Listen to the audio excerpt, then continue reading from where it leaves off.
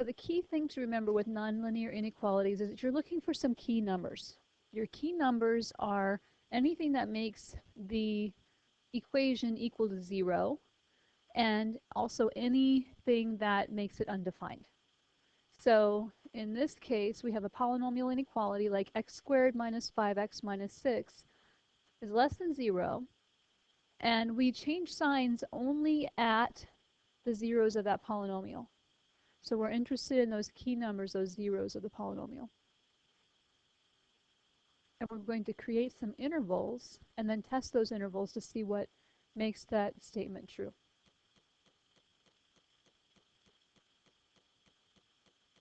So let's think about what x squared minus x minus 6 looks like. That's quadratic, right? So what is a quadratic shape? Parabola. Its leading coefficient's positive, so is it opening up or down? Up. And it's in a nice form that we can actually find those zeros, those intercepts, those x-intercepts, right? If we do what to that quadratic? I could complete the square to find the vertex form, right? But it's already kind of, I mean, it would be nice to find those zeros by simply factoring, okay? So let's think about how that would factor. X squared minus 5x minus 6 would factor into what? Minus 6 and plus 1. So we know that we have x-intercepts at 6 and negative 1. Okay? So let's think about what that looks like then. Click once and we'll see it. I want to click twice. So we've got a parabola opening upward. It has intercepts at negative 1 and 6. Those are the places where it changes, where this green line, a green curve, changes from negative to positive or positive to negative. Make sense? So we can ask ourselves, where would this curve be less than 0? Inside, right? Down, below, right? Okay. These are all places where this curve is less than 0. Make sense? So what are the x values of that curve where it's less than 0? X is between negative 1 and 6, right? Okay. So if we're shading something like this, okay, between negative 1 and 6 is where that curve is going to be less than 0. So how do we find that? Well, we say, okay, 6 is an important point. I'm going to put a little arrow here to remind myself, and so is negative 1. So if we didn't want to take the time to graph this and see it visually, we can simply use our number line to do it. So we try a number that is to the left of negative 1, and we see if it makes the equation true. So when we try a number less than negative 1, like negative 2, we'll say, is negative 2 squared minus 5 times negative 2 minus 6 less than 0? Or plus 10 minus 6, is that less than 0? No. So we don't want to shade from 2 on back, or from negative 1 to the left. So now we try another number. We try the number 0, because 0 is always an easy one. If it was, then we want to shade that way. Yep.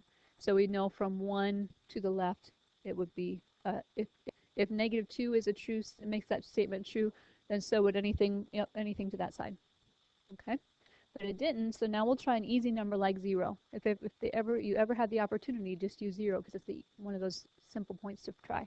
So we put 0 in, is 0 squared minus 5 times 0 minus 6 less than 0?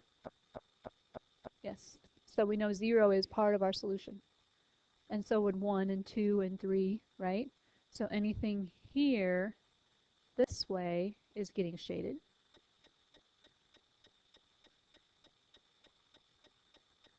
Which is what we were expecting, right?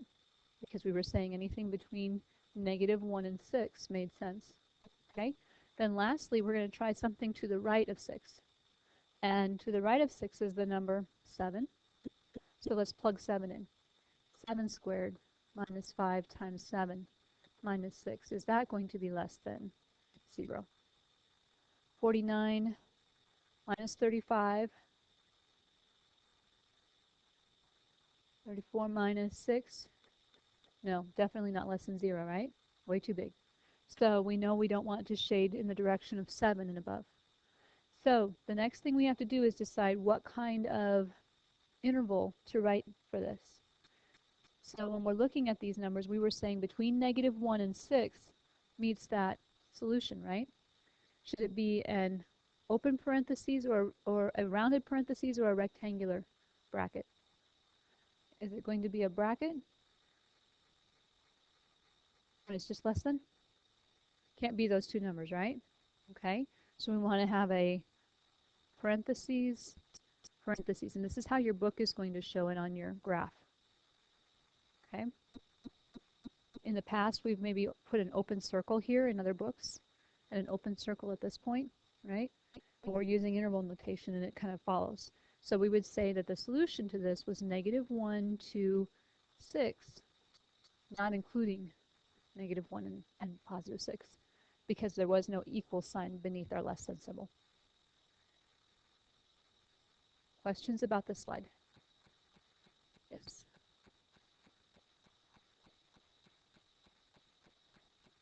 You could, but they're not going to be quite as helpful as you would want. You could test them, but when we try it out, it will be a number that is, wouldn't necessarily be 0, if that makes sense. When we plug in 6, 6 squared is 36, right? Minus 30, minus 6. And so that's not going to be less than 0, so, because it is 0, right? So do we shade to the right or to the left? We're not sure. It doesn't really help us. So that's why we want to pick a number to the right and to the left to see whether they satisfy it. And that way we know which direction to go. Okay. Other questions about this slide? All right. Then the next one says, let's try this one.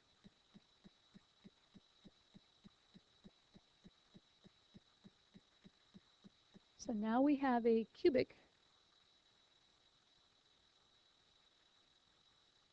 inequality, a polynomial inequality.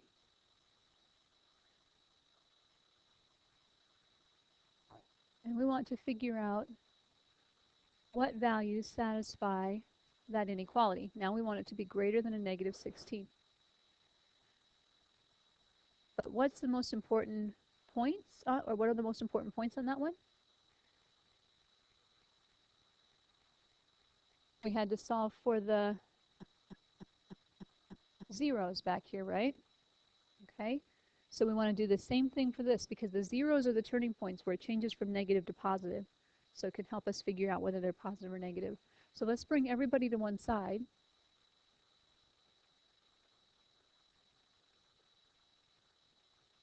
Plus 16 when it comes to this side. We're not dividing by a negative number, so we don't have to switch our inequality. We just simply added the 16 to both sides. And now let's try grouping. We could also try figuring out what factors of 16 over 3, 16 over 3 are, right? And we could also figure out our sign changes and so forth. But I think this one will actually work with grouping. So, because I see that they both have what in common. So we take the x squared out, what's left? And what do these two have in common? -4. Why did you choose -4? Because then we get a positive 3x, right? Minus 4. Thinking ahead. If you had taken out a positive 4, we would have had a -3x plus 4, and then we wanted to change the signs. So we factored negative out. So that's going to be greater than 0. Now we have the common factor of 3x minus 4. it goes in one parentheses, what's left? And that further factors into, good. So our interesting key points are what?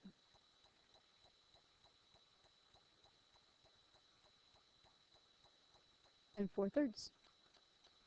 Okay, those are the places that they will separate into different intervals. So we put a marker or whatever, something to remember that -2 is 1, +2 is 1, and 4/3 is 1 1/3.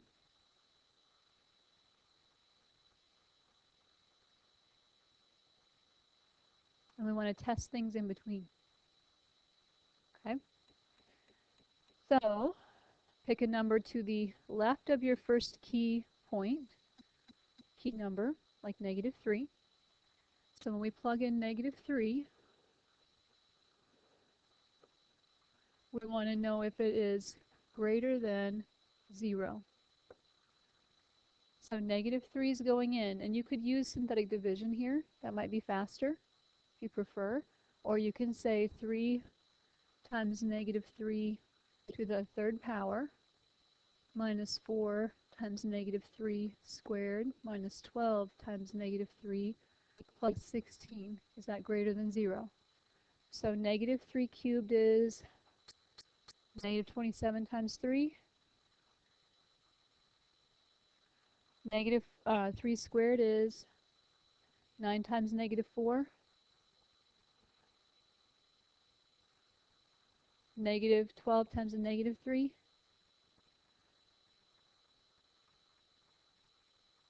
Is that going to be greater than 0? Nope. Okay. So we tried -3. We know we don't shade in that direction. Okay.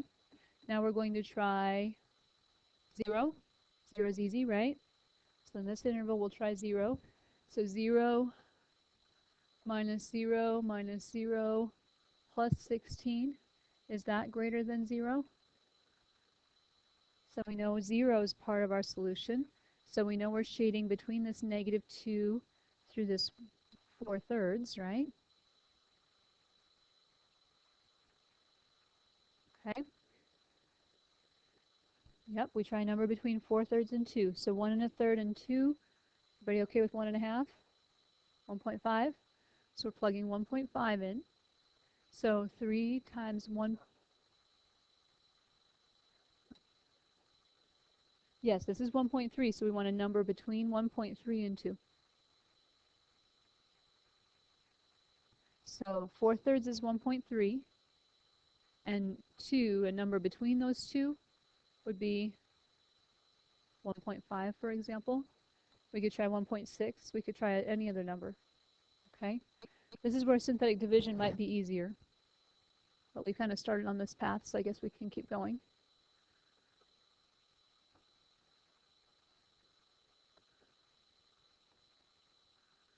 So 1.5 cubed. I don't have my calculator handy.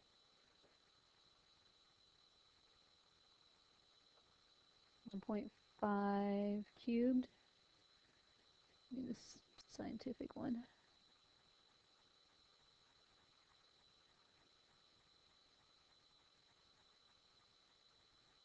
So that would be minus 4 times 1.5 squared. What's 1.5 times 1.5?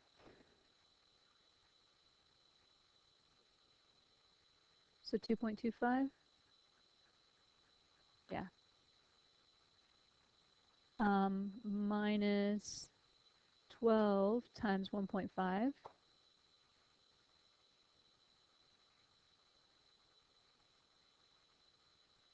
Plus 16. Is that greater than 0? No.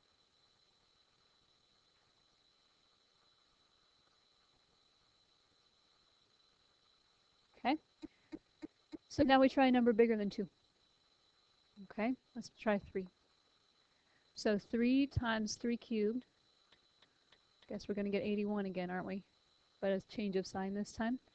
Minus 4 times 3 squared. So we'll have a minus 36 again, right?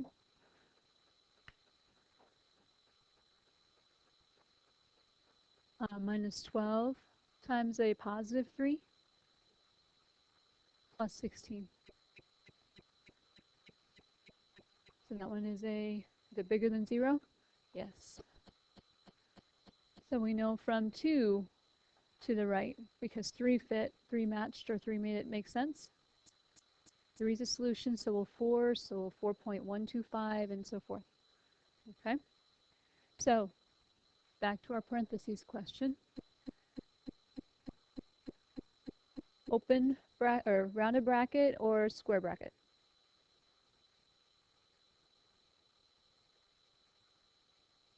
Whenever we see just a greater than, we're going to use rounded bracket, right? Okay, so we want a rounded here, a rounded here, at 1 1/3, rounded at 2, and rounded at infinity. Okay, so -2 to 4/3 is a solution, and 2 to infinity is a solution. What does this symbol mean?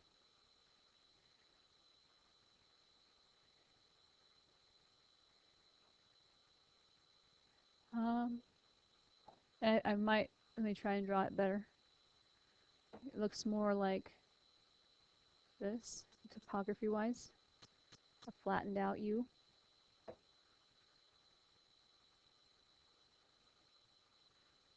Anybody remember that symbol from Algebra 2? Okay, that's the union symbol. And its counterpart is the intersect symbol. Okay.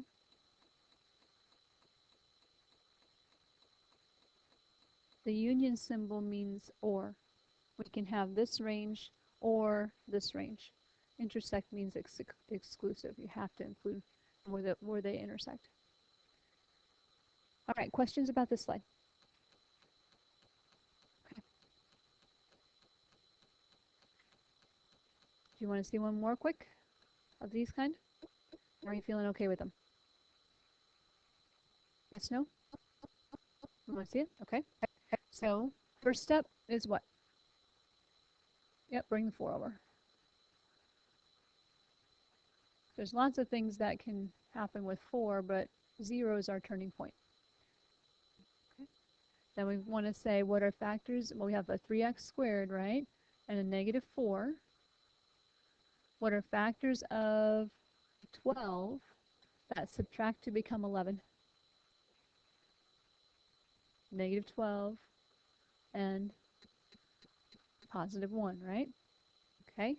What do the first two have in common? 3x. What's left? And guess what? I see an x minus 4, right? There's my x minus 4. So what do we put in front? Yep.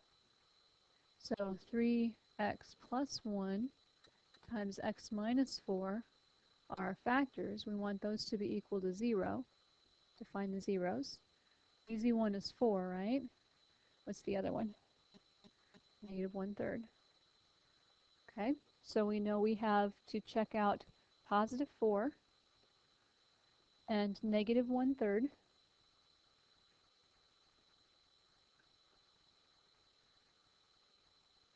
Those are our key numbers, our important numbers.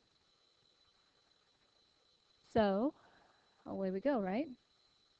We're plugging in 0. I like 0. So we're plugging that into it, and we'll get 0 minus 0 minus 4. Is that greater than or equal to 0? No. So we know we don't want this piece between 0 and, or between -1/3 and 4, right? Okay. So let's try another number like -1. When we plug -1 in, is 3 times this -1 squared minus 11 times -1 minus 4 greater than or equal to 0? 3 minus 1 minus 4 or plus, I'm sorry, plus 1 minus 4 is 0, right? So this is a yes.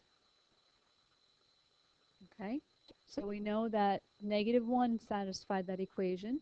So we know from 1/3 on back will satisfy it. Okay, 0 did not, so let's try something to the right of 4. Let's try 5. 3 times 5 squared minus 11 times 5 minus 4. So 25 times 3, 75. 11 times 5. So 20 minus 4, is that bigger than or equal to 0? So we know 5 worked, so anything to the right of 4. Okay, now notice this, the inequality here. This one is greater than or equal to 0, right? So do we have curved brackets or square brackets? Square. So square bracket going that way, square bracket going this way, and we will make our intervals of -infinity to -1/3. The infinities are always curved brackets in union with 4, including 4, to positive infinity. Easy peasy? Not too bad, right? Just finding the zeros like we did. And then once we found the zeros, we are testing some values on the intervals around those zeros. Okay? All right, let's throw our rational functions at you now. Because this was polynomial. Now we want to see what happens with the rationals.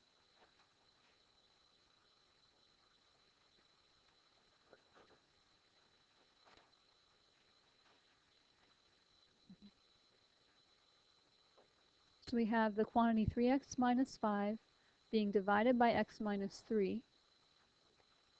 And we want to know, where is that less than or equal to 1? Okay. So what was the first step in our other inequalities?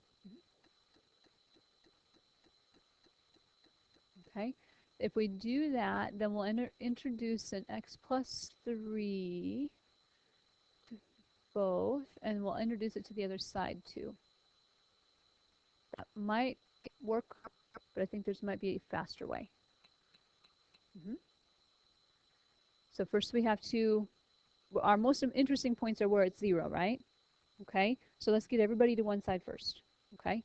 And then we're going to have to contend with those fractions. So we'll have a 3x minus 5 over the x minus 3, and we're going to have a -1. Okay, so we want to test this guy and compare it to 0 eventually. Now, we have to contend with fractions, right? Okay, so it would be nice if it was just all one nice big thing on top, right? Over x minus 3 for our common denominator. So this has to be taken times x minus 3, which is where Brittany was going with this, x minus 3. Okay? So when we do that, we have 3x minus 5 minus x plus 3 all over our x minus 3 common denominator.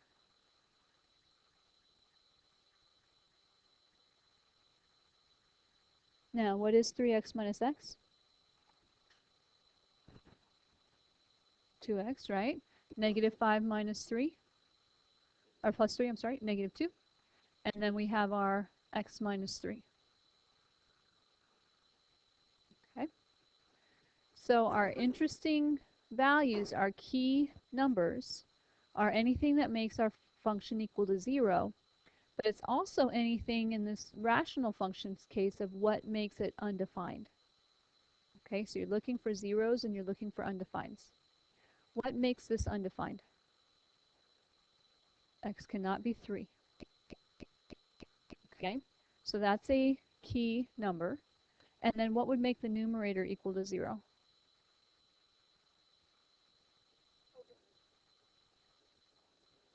Yep, a 1. If 2x minus 2 equals 0, we would bring the 2 to the other side, so x is 1. So those are our two interesting key numbers that we're going to check. So we create our number line. And we only need 1, 2, and 3. I guess I didn't have to make it as large as I did. Plus 1 to the right. Okay. Key numbers 3 and 1.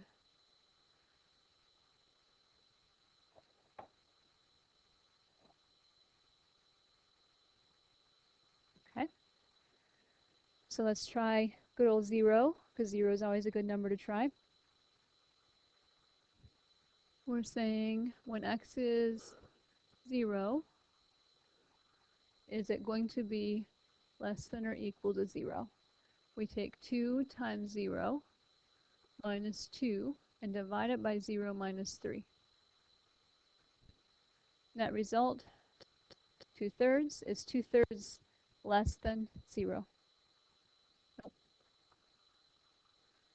Okay, so we know we're not shading to the left. Let's try a number between 1 and 3. 2. So 3 times 2 minus 5 over 2 minus 3. 6 minus 5, 2 minus 3. Is that less than or equal to 0? Okay, and then finally let's try something bigger than our other key value 3. So let's try 4. 3 times, sorry, yes, 3, 2 times.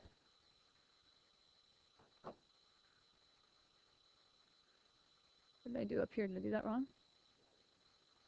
I used the other one, didn't I? I was trying to use 2, so it should have been 2 times 2. Let's make sure we do this right. 2 times 2 is 4. 4 minus 1 is negative 1, and then 2 minus 3. So negative 4, yes, hold on. I put the 5 in there. Where did I get the 5 from? So, top equation. I started going with this one, and I didn't use that 1. Okay, sorry about that. You got to catch me when I drive off course here. Take us all in the wrong direction. 2 times 2 minus 2 over 2 minus 3. It's easier to use our modified equation. There's less going on. So 2 over negative 1. So it's still a yes. Okay, so we can keep the shading going. Sorry, I'm trying to use this equation. All right, so 2 times 2 minus 2 over 2 minus 3. I'm using 4 now.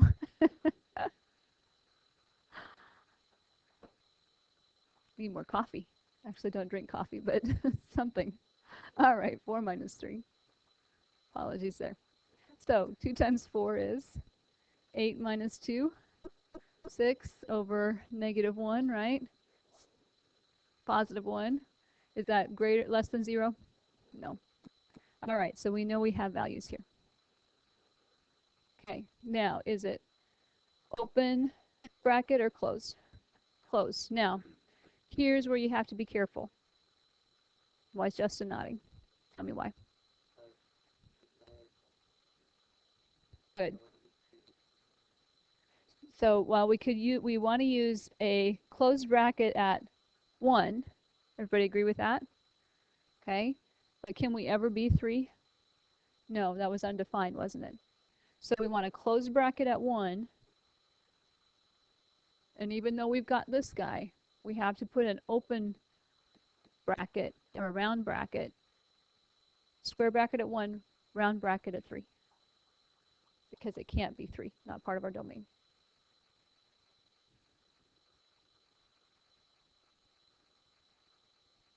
Yes, sir.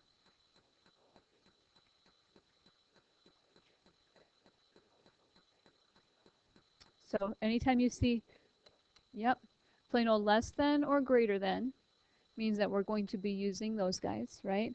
But if it's less than equal to, greater than equal to, then we know we're using these kind unless there's an undefined place. And the undefined place means that we still have to go back to that rounded.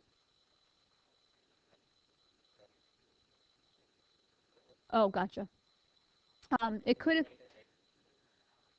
well, if it had been the opposite, let's say that these went the opposite way.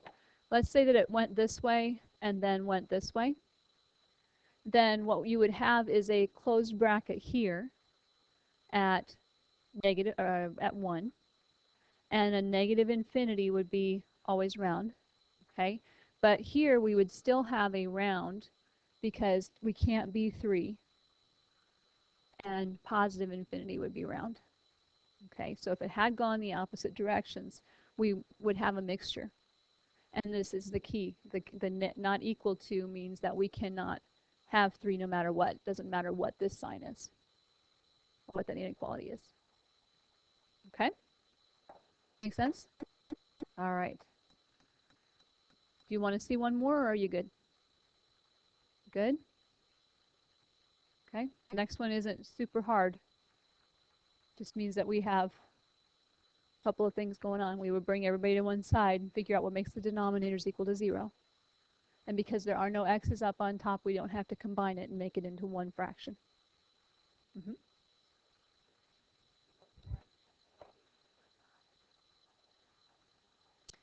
The problem with cross-multiplying with the inequalities is it can cause problems because of that, whether that inequality has to stay the same or not.